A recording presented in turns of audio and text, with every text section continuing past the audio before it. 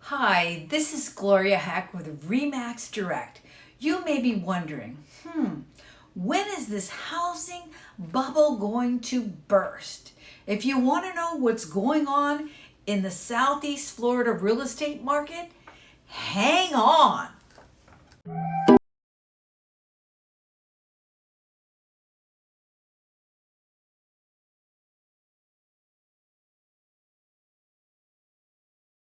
Many people are waiting for the floor to drop on the rising prices of homes in South Florida.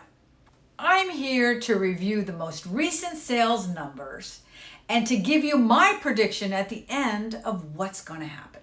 So here's an update. The average price for a single family home in Broward County went up 17.5% from $425,000 in 2020 to now $450,000, almost $500,000. 22.7% of those sales were cash compared to last year, only 15.5% were cash. Sellers are getting pretty much whatever they're asking for. Last year, they were negotiating a little bit and they were getting 97% of their asking price. So it's still a super hot market as far as real estate and sellers. Homes are going on the market, and within 13 days of hitting the MLS, they are pending. Compared to last year, it took 21 days for a home to be pending the same time last year. Let's take a look at some of the other numbers. They are also closing a little faster than they were the same time last year in 2020. They're closing in 56 days on the average compared to last year when they were closing in 67 days.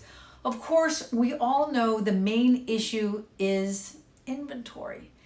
There was 42.3% less inventory for sale versus last year for single family homes. In 2020, the same time last year, there were 3,234 homes for sale, and now there's just 2,323 homes for sale. That's about a 1.5 months worth of inventory compared to 2.6 months of inventory last year.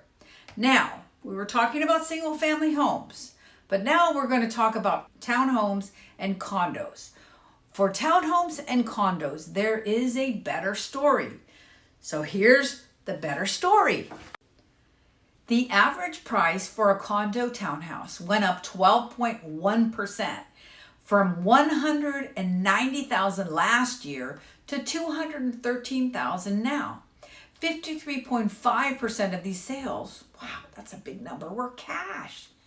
More than half compared to last year where they were 43% were cash. Sellers are getting 98% of their asking price versus last year. There was more room for negotiation with properties selling for 95% of their asking price. Homes are going on the market, and within 19 days of hitting the MLS, they are pending. Compared to last year, it took approximately, on the average, it took about 42 days before a property was pending. They are also closing faster, just 64 days compared to last year when it was taking 86 days for homes to close. We all know the main issue is this darn inventory. There was 52.3% less properties, townhomes and condos for sale versus last year. So we're still dealing with this very, very tight inventory. In 2020, the same time last year, there were 7,784 townhomes, condos for sale. And this time, 2021, there's just 3,712 townhomes, condos for sale. That's 69.2% less inventory than there was last year. So we still are dealing with this issue of lack of inventory. All right, to wrap it up. So as you can see from the numbers, we're still seeing a rise in prices. Interest rates are also up slightly, but not enough to make a big difference or to stop someone from actually purchasing. Interest rates are still very decent. They've gone up 3%, a little higher, 3%, but not bad. The issue, again and again, I keep repeating myself, is the inventory.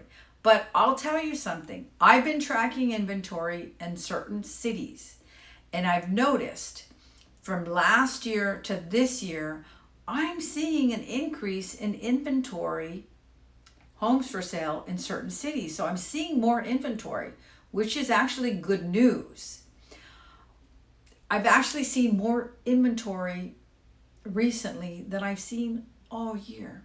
So it's my expectation that prices in 2020 will not go down.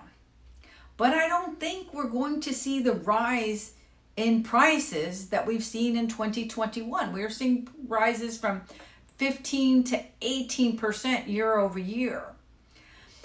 I still believe that some of that foreclosure inventory that we were expecting earlier in the year is going to come to market. I think the banks are going to start putting some of that inventory on the market in 2022. And I think that we'll see a slight increase in prices. And I also think that we're going to see an increase in our inventory. So an increase in our inventory, because I saw it recently. I looked at the numbers at the beginning of November, and the numbers are up. So I think prices are going to go up between 2 to 5% in the coming year, which is great news for home buyers. It will continue to remain a seller's market. I see there more inventory coming to market, and I see only slight increases as far as pricing is concerned. So that's what's going on in this changing market. If you're a seller, check out my video on maximizing your profits in this market. And if you're a buyer, check out my video on how to get your offer accepted in this competitive market.